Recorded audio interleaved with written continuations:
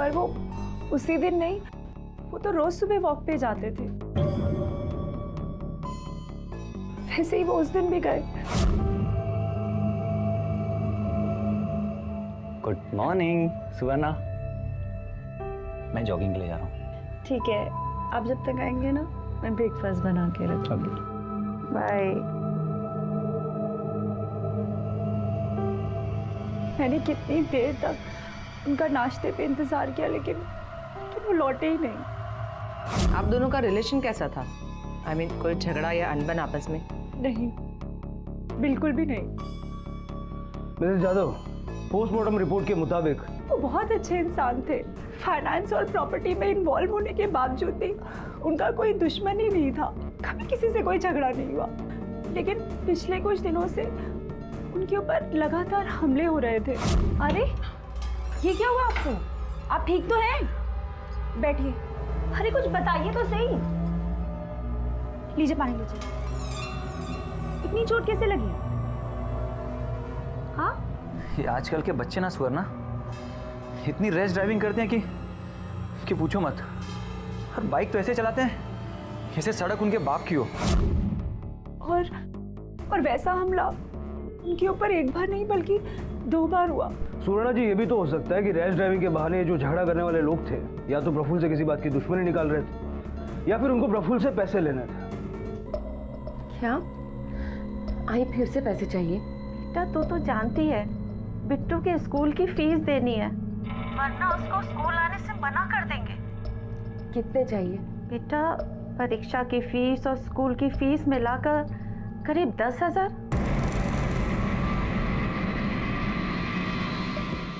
आप अंकिता नाइक को जानती हैं? जी, वो मेरी दोस्त थी। मतलब? वो मेरे पास कैंडल मेकिंग सीखने आती थी। उसको इंडिपेंडेंट होना था, कुछ बनना था और बिजनेस भी एस्टैब्लिश करना चाहती थी अपना। तो मेरे हस्बैंड उसके बिजनेस में फाइनेंस करने वाले थे। तो आपके हस्बैंड ने उसके बिजनेस में फाइनेंस किया? नहीं, लेकिन आप लोग ये सवाल क्यों पूछ रहे हैं? क्या उसने मेरे हस्बैंड का खून किया है? हो सकता है, ये भी हो सकता है कि ये खून आप ही ने किया हो, क्योंकि आपको अपने पति और अपनी सहेली के बीच के संबंधों के बारे में पता चल गया। ये क्या कह रहे हैं आप सर? ऐसा हो भी नहीं सकता। आप सोच भी कैसे सकते हैं ऐसा?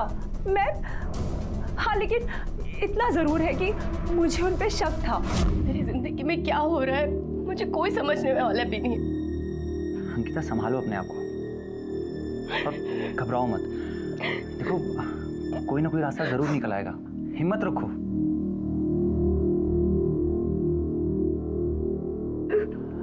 बस अब चुप हो जाओ।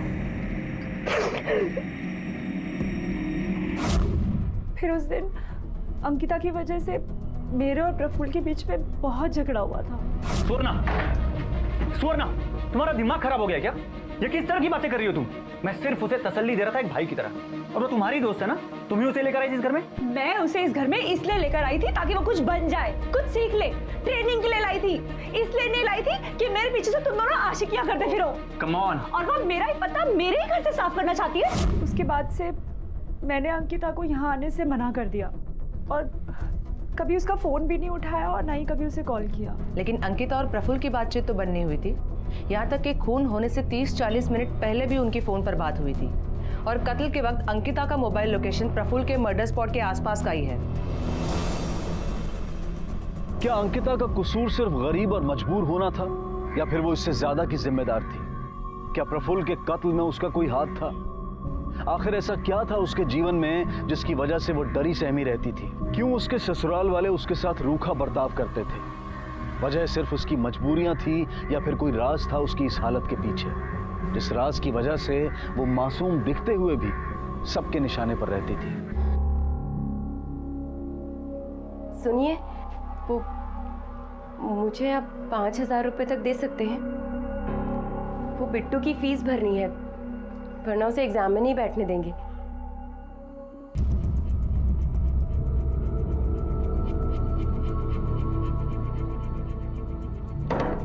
ये लो, 5 नहीं 3,000 है। और दोबारा मुझसे पैसे मत मांगना, आखिरी बार दे रहा हूं मैं तुम्हें। बाकी के साथ कहां से लाऊंगी? सर, जिन लोगों को प्रफुल्ल जाधव ने पैसे उधार दिए थे उन लोगों के नाम और एड्रेस। ठीक है।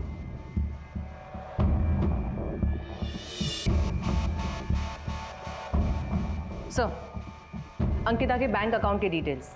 इनके मुताबिक प्रफुल्ल ने एक बार नहीं बल्कि कई बार उसे पैसे दिए हैं। सर, इन सब सबूतों को देखकर तो यही लगता है कि शायद अंकिता और प्रफुल्ल के बीच में वाकई में कोई रिश्ता था। इसका मतलब ये अंकिता जितना अपने आप को शरीफ दिखा रही है उतनी शरीफ है नहीं। शिवानी, मुझे इस अंकिता की हर छोटी से छोटी डिटेल चाहिए।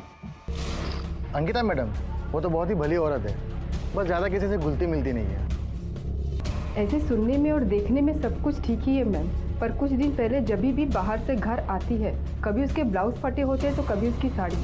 कुछ दिन पहले तो उसको काफ़ी चोट भी लगी हुई थी। मैडम, मैं 1 साल से उस घर में काम करती हूँ। पूरे घर में एक विवेक भाऊ है जो अंकिता दीदी को थोड़ा अहमियत देते हैं, बाकी सब तो उसको नौकरानी जैसा समझते हैं। 30 अक्टूबर की सुबह अंकिता यहाँ आई थी? हाँ मैम, आई थी। इतनी सुबह आने की कोई खास वजह? मैम, वो पैसे देने के लिए आई थी। ताई, तू इतनी सुबह? तो सुन बिट्टू, ये पूरे 3000 रुपए आई को दे देना, ठीक है? अब मैं चलती हूँ। लेकिन ताई, तेरे पास इतने पैसे आए कहाँ से? तुझे उससे क्या करना है? तू अपनी पढ़ाई पे ध्यान दे और टॉप करना है तुझे इस बार, ठीक है? चल मैं निकलती हूँ। अरे अंकिता, तू आ गई? चल मैं चाय बनाती हूँ, तू बैठ। नहीं आई, मुझे बाड़ा के उठने से पहले घर पहुँचना है। मैं चलती हूँ। अंकिता हमें पैसा देती थी, ये बात ससुराल वालों को अच्छी नहीं लगती थी। अच्छी तो हमें भी नहीं लगती, पर क्या करें, जब से उसके बाबा गुजर गए हैं तो हमारी हालत और भी खराब हो गई है। मजबूर होकर बेटी से पैसे मांगने ही पड़ते हैं। ये बात उसके ससुराल वालों को पता ना चले, इसीलिए वो सुबह सुबह आई थी। नहीं है पैसे मेरे पास, क्यों आ जाती है रोज रोज मांगने?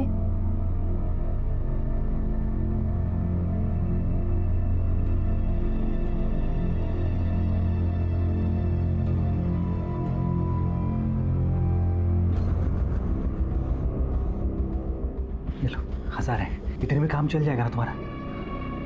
अरे रो क्यों रही हो? देखो मैं कोशिश करूंगा कि और इंतजाम हो जाए। चलो चलो चलो। सर, अंकिता का मैका मीरा रोड में ही है।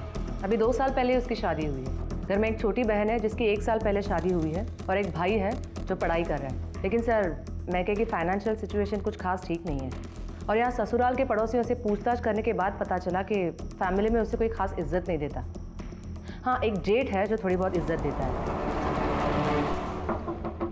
कौन? आ जाओ।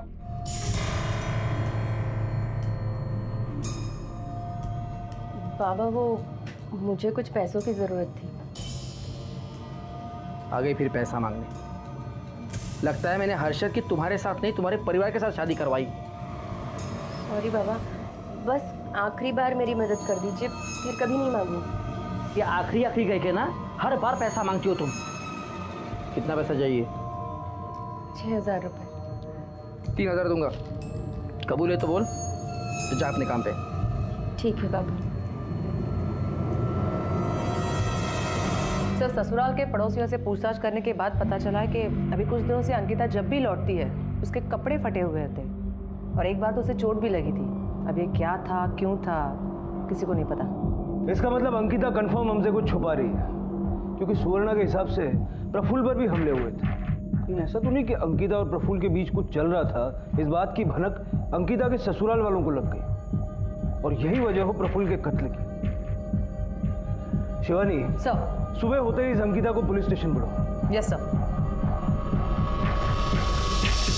सर, वो एक्चुअली चक्कर खाकर गिरने की वजह से ही मुझे चोट लगी थी और कपड़े भी फटे थे। तुम एक बार नहीं बल्कि 3-3 बार बेहोश हुई और उधर प्रफुल्ल पे भी एक बार नहीं 2-2 बार हमले हुए और उसके बाद उसका खून हो गया।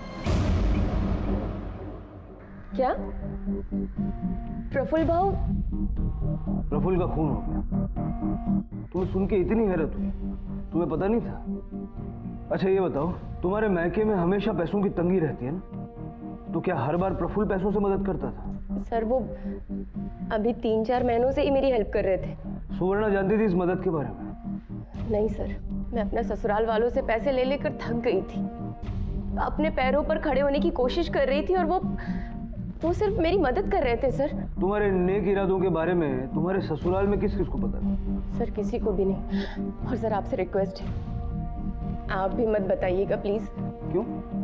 क्योंकि तुम्हें भी यही लगता है कि तुम्हारे और प्रफुल्ल के बारे में जानकर उनमें से ही किसी ने प्रफुल्ल का खून करवाया है और उनमें से किसी ने तुम पे गुंडे भी छोड़े थे। उन गुंडों को पहचान सकती हो? नहीं सर, जब जब अटैक हुआ उन सबके मुंह ढके हुए थे। और वैसे भी मुझे कोई कंप्लेंट नहीं करनी है। क्यों नहीं करनी? सर मुझे इन सब चक्करों में नहीं पड़ना है, बस इसी वजह से कंप्लेंट नहीं करनी मुझे। ठीक है, जा सकते। सर अंकिता के कॉल रिकॉर्ड्स में और एक नंबर मिला है जिस पर काफ़ी कॉल किए गए हैं। किसका नंबर है? सर ये कोई एडवोकेट है, संदीप शिंदे नाम है इसका। अंकिता मेरी क्लाइंट है, उसका डिवोर्स केस मैं देख रहा हूँ। किस ग्राउंड पर? होमोसेक्सुअलिटी के ग्राउंड पे। हर्षद किया है सर। सर इसका मतलब प्रफुल्ल को मारने का मकसद सुवर्णा और अंकिता के ससुराल वाले दोनों के पास था। हो सकता है इन्हीं में से किसी ने दोनों पर हमला करवाया हो और प्रफुल्ल का खून किया हो। बिल्कुल हो सकता है शिवानी। अंकिता के ससुराल वाले तो शक के दायरे में है ही। साथ ही हमें ये पता करना है कि ये हर्षद वाकई में गे है या नहीं। देखिए सर, मैं कोई गे हुए नहीं हूँ, एकदम नॉर्मल इंसान हूँ मैं। तो हमने कब कहा कि तुम एबनॉर्मल हो? हमें तो सिर्फ सच जानना। ये क्या अनाशना पूछ रहे हैं आप? अगर मेरा बेटा गे होता तो बच्चा पैदा नहीं कर सकता था। 1 साल का बच्चा है उसका। वो बच्चा सच में तुम्हारा है? सर मैं आपसे कितनी बार कहूँ कि वो बच्चा मेरा ही है। अगर आपको यकीन नहीं होता तो आप मेरी वाइफ से पूछ लीजिए। जी सर। अच्छा, तो फिर तुमने डिवोर्स फाइल क्यों किया? तो इसके होमोसेक्सुअल होने के ग्राउंड पर? सर कुछ तो हो सकता है अपनी इसी जानकारी की वजह से आप में से किसी ने उसका खून किया और उसकी इंक्वायरी करना हमारा ही काम है। और जब तक ये केस सॉल्व नहीं हो जाता, हमारी इजाजत के बगैर आप में से कोई भी शहर के बाहर नहीं जाएगा।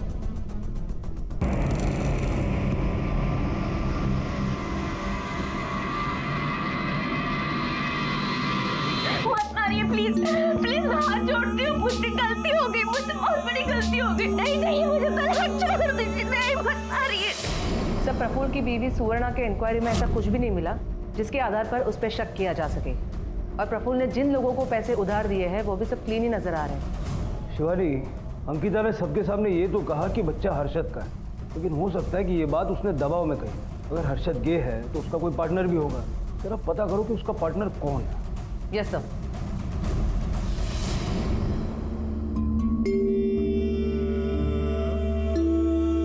एक बात तो अब तक साफ हो चुकी थी कि जो सब घट रहा था उसका वाकई में अंकिता से किसी न किसी रूप में संबंध जरूर था, लेकिन भूमिका अभी तय नहीं थी।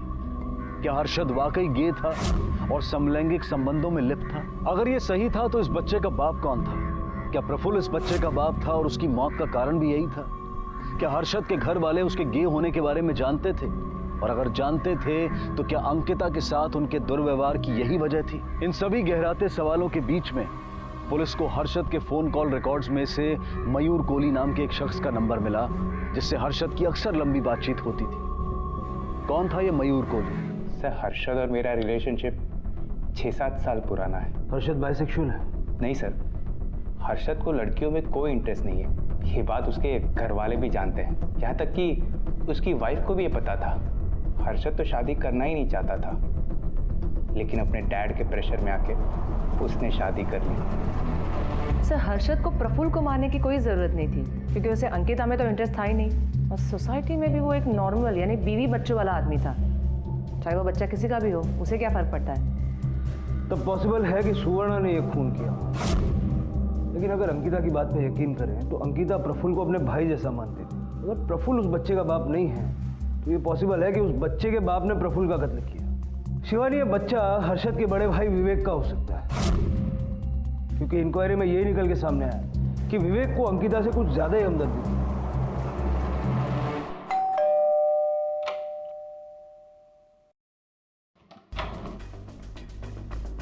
जी विवेक नाइक को बुलाइए, हमें उनसे कुछ पूछताछ करनी है।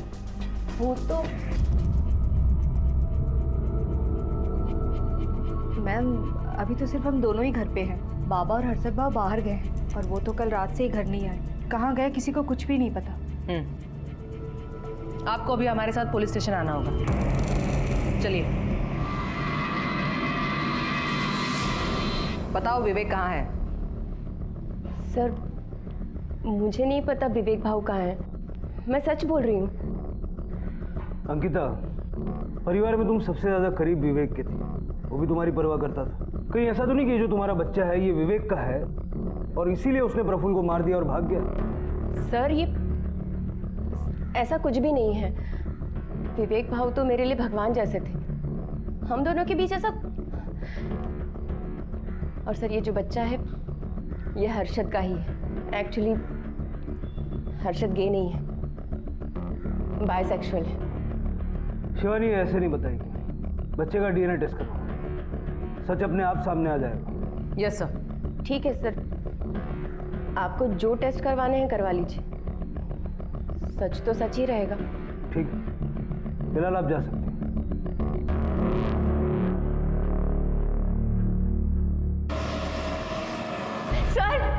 सर एक मिनट मैडम, क्या हुआ? मैडम वो मेरा बच्चा गायब हो गया। मुझे आए आप? मुझे सर से बात करने दीजिए प्लीज। मुझे शांत हो जाइए, एक मिनट। गायब हो गया है या फिर डीएनए टेस्ट के डर से तुमने और विवेक ने मिलकर विवेक के साथ साथ बच्चे के भी गायब होने का नाटक रचा? ये क्या बोल रहे हैं आप? मेरा इसमें कोई हाथ नहीं है, मेरी बात का यकीन कीजिए, मैंने कुछ नहीं किया है। मेरा बच्चा गुम गया है, प्लीज प्लीज मेरे बच्चे को ढूंढ लीजिए। आपने अपने बच्चे को आखिरी बार कब देखा था? मैं जब बाड़ा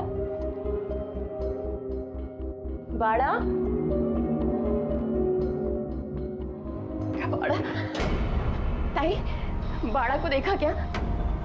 मैं गई थी तब तो कमरे में था वो। जब मैंने देखा तब वो सो रहा था, फिर मैं अपने कमरे में आ गई। और ऐसे भी विवेक के कारण मैं पहले से ही टेंशन में थी, इसलिए अपने कमरे से बाहर नहीं निकली। ठीक है, आप अपनी कंप्लेंट लिखवा दीजिए, बच्चे को हम ढूंढने की पूरी कोशिश करेंगे। मैं जी कंप्लेंट लूँगा। ओके सर, चलो। सर मुझे लगता है अंकिता ने विवेक के साथ उस बच्चे को गायब किया है ताकि बच्चे का असली बाप कौन है उसका पता ना चले। अंकिता पे नजर रखो, उसके मोबाइल को भी मॉनिटर करो और उसके मायके जाके भी पूछताछ करो। Yes sir.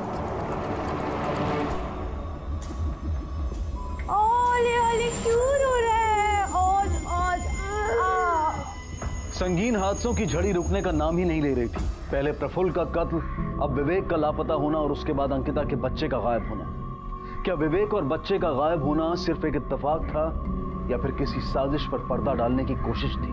क्या बच्चे को गायब करना विवेक से उसका डीएनए टेस्ट मिलने से रोकने के लिए था? क्या इन हादसों का एक दूसरे से कोई ताल्लुक था या फिर ये अलग घटनाक्रम का हिस्सा थे? और आखिर इन हादसों को किसने अंजाम दिया था और क्यों?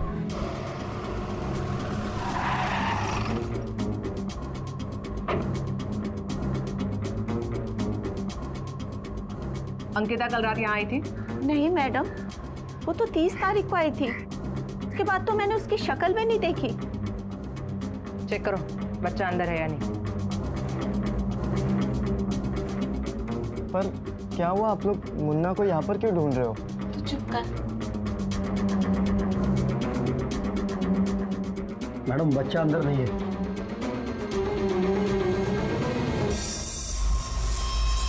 मीरा रोड हाईवे के पास झाड़ी में एक आदमी की डेड बॉडी मिली है।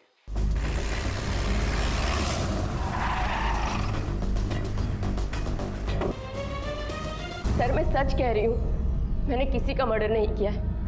और विवेक भाऊ वो मेरे बड़े भाई जैसे थे, मैं उन्हें क्यों मारूंगी?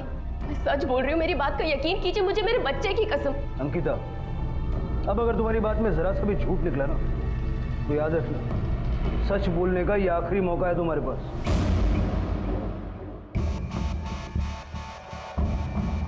सर, अंकिता के मोबाइल लोकेशंस और कॉल रिकॉर्ड्स के मुताबिक और किसी पे शक नहीं किया जा सकता।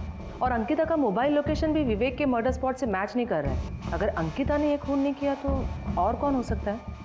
ऐसा कोई इंसान जिसे विवेक और अंकिता पे शक हो, और ऐसा कोई इंसान जो सबसे पहले नजर में आता है वो है विवेक की बीवी शीला।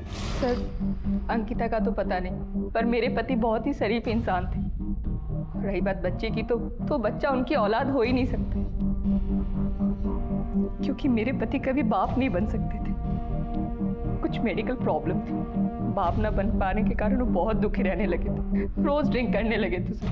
हर शाम वो अप्सरा बार में जाते थे क्योंकि उनको बहुत दुख था।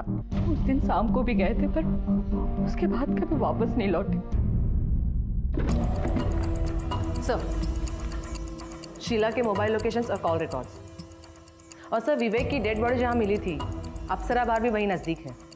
और सर विवेक के कत्ल के वक्त शीला का मोबाइल लोकेशन घर पर ही दिखाई दे रहा है, और पड़ोसियों से पूछताछ करने के बाद भी यही पता चला है कि किसी ने भी उसे रात को आते या जाते नहीं देखा है। अगर ये बात मान भी ले कि शीला ने ही विवेक को मारा है, फिर भी एक बात समझ में नहीं आती कि प्रफुल्ल और विवेक को एक ही तरीके से मारा गया है, तो फिर शीला के पास प्रफुल्ल को मारने का क्या मकसद हो सकता है? और बच्चे को गायब करने का भी तो कोई मकसद दिखाई नहीं देता, और विवेक ने बच्चे को गायब किया हो, इस बात का तो कोई सेंस ही नहीं बनता। तो फिर से ये बच्चा आखिर गया कहाँ? ओली, क्या हुआ? क्यों रो रहा है? और भूख लगी है?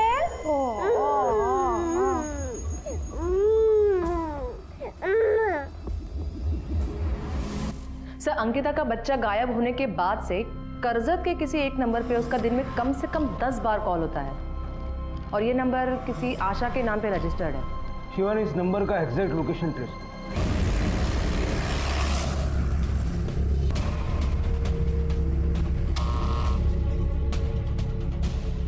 ठीक है, ये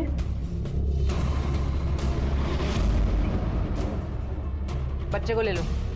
मैडम, ये बच्चा तुम्हारे पास कैसे आया?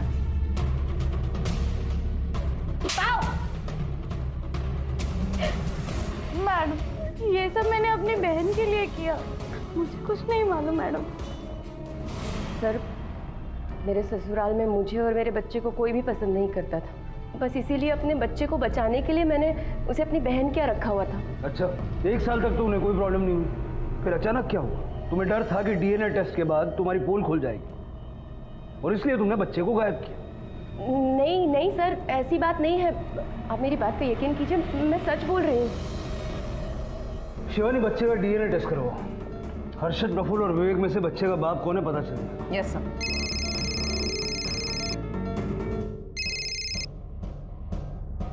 हेलो, क्या?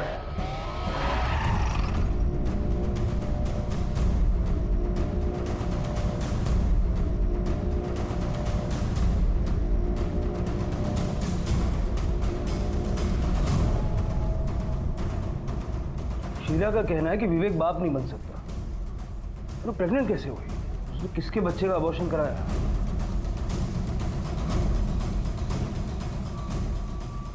शिवानी सर, जिस डेट को शीला ने अबॉर्शन कराया उस दिन की मुझे सारी सीसीटीवी फुटेज चाहिए। Right sir.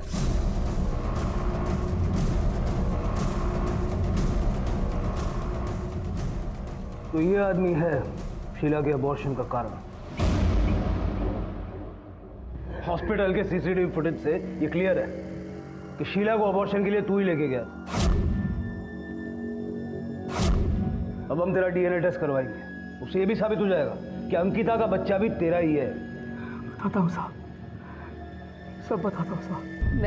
मेरे घर वाले बहुत खुश थे कि मेरी शादी पैसे वाले घर में हो रही है, पर यहाँ आके असलियत तो कुछ और ही निकली। बिजनेस के सिर्फ और सिर्फ मालिक मेरे ससुर जी थे, और उन दोनों बेटों को तो एम्प्लॉयज़ की तरह सैलरी दी जाती, जो कि बहुत कम होते थे।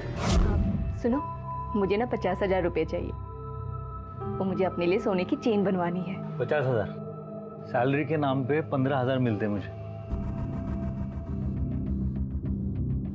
ठीक है, बाबा से मांग के देता हूँ। नहीं चाहिए, रहने दो। क्यों? अभी बोला ना बाबा से मांग के देता हूँ। अगर उनसे ही मांगना है ना तो मैं खुद ही मांग लूंगी, आप रहने दो।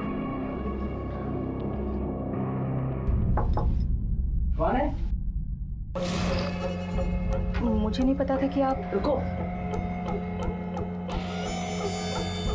कुछ काम था?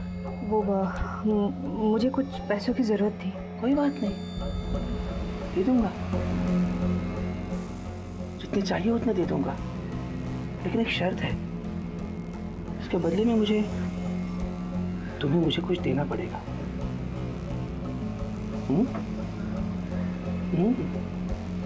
मेरी बड़ी बहू शीला जान चुकी थी, उसको ऐश की ज़िंदगी जीने के लिए पैसों की ज़रूरत थी जो मैं उसे देता था। और अंकिता का बच्चा हर्षद के गए होने को छुपाने का एक जरिया था, इसलिए उसे पैदा होने दिया। एक तरफ नरक से भी बदतर ससुराल और दूसरी तरफ भूख से मरती हुई माँ और भाई।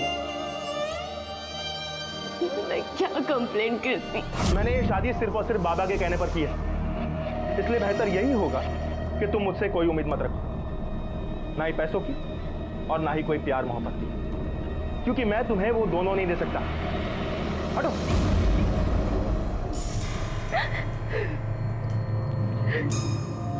अंकिता, क्या हो? तुम तो रो रही हो। माँ के ऑपरेशन के लिए पैसे चाहिए ना, मुझसे मांग ली थी। बता, कितने पैसे चाहिए? 25,000 रुपए चाहिए बाबा। ठीक है, जब चाहिए तब बता देना। हाँ, थैंक यू सो मच बाबा, आपने बहुत बड़ी प्रॉब्लम सॉल्व कर दी मेरी। अपने लोगों को थैंक यू नहीं कहते हैं।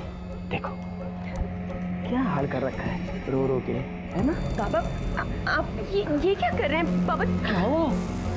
अब तो तुम थैंक यू कह रही थी ना मुझे, नाराज क्यों हो रही हो? बाबा देखो हमारी अपनी अपनी जरूरतें हैं, तो छोड़िए बाबा प्लीज। मेरी जरूरत पूरी करो, मैं तुम्हारी करता रहूंगा।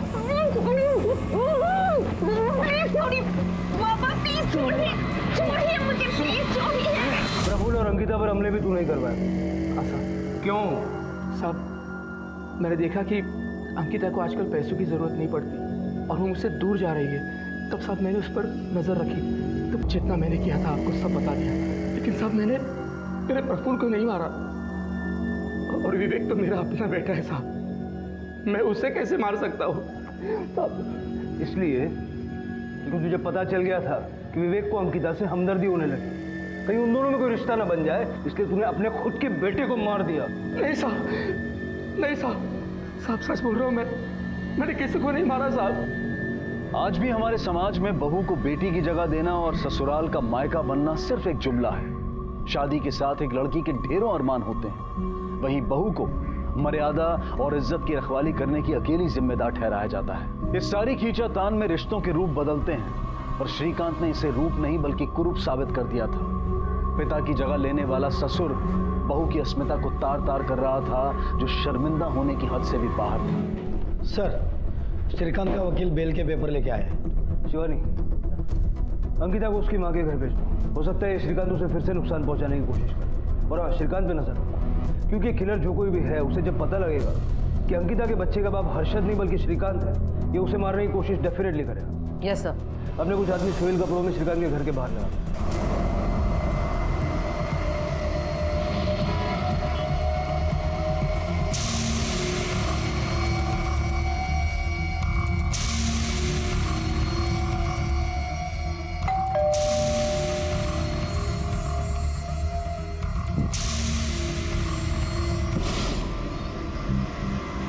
यह क्या कर रहे हैं? क्या दिखाता है मेरे को? क्या कर रहा है तू? देख देख, नहीं नहीं नहीं नहीं।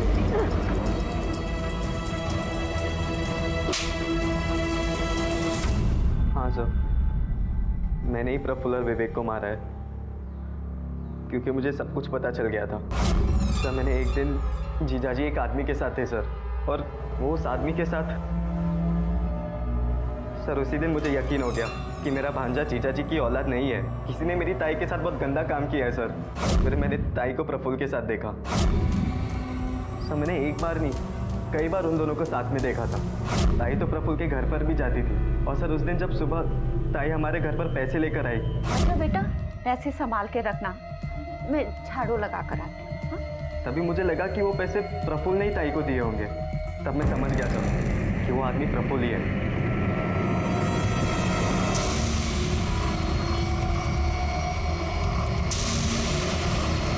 मारा क्योंकि तुम्हें लगा कि उसका अंकिता के साथ अफेयर था। विवेक को क्यों मारा? सर मैंने ताई और आई को बात करते हुए सुना था। वो कह रहे थे कि आप लोग ताई और विवेक के संबंध के बारे में बोल रहे थे। सर तभी मुझे लगा कि ये बच्चा प्रफुल्ल का नहीं, विवेक का है। और फिर एक दिन तूने मेरी ताई को गंदा किया ना, नहीं छोड़ूंगा मैं तेरे को, मार डालूंगा। बिट्टू तुम समझते हो अपनी गलत फहमी की वजह से तुमने 2 मासूम लोगों को जान से मारा। बिट्टू ने कानून को अपने हाथ में लिया एक गलत धारणा के साथ कि वो इंसाफ कर रहा है। बिट्टू ने 2 मासूम लोगों को सजा दी जिनका अंकिता पर हो रहे अत्याचार से कोई लेना देना नहीं था। बिट्टू चूंकि नाबालिग था इसलिए उसे प्रफुल्ल और विवेक के कत्ल के लिए बाल सुधार गृह में भेज दिया गया है। किसी भी नतीजे पर पहुंचने से पहले ये बेहद जरूरी है कि उसके बारे में पूरी जानकारी हासिल की जाए और जो काम पुलिस का है, कानून का है, वो उन्हें ही करने दिया जाए। इसी विचार के साथ मैं अनूप सोनी अब आपसे विदा लेता हूं। फिर मुलाकात होगी अगले एपिसोड में एक और चौंका देने वाले केस के साथ। तब तक अपना और अपने परिवार का ख्याल रखें और देखते रहें क्राइम पेट्रोल डायल 100। सबक एक को, सीख हम सबको। जय हिंद।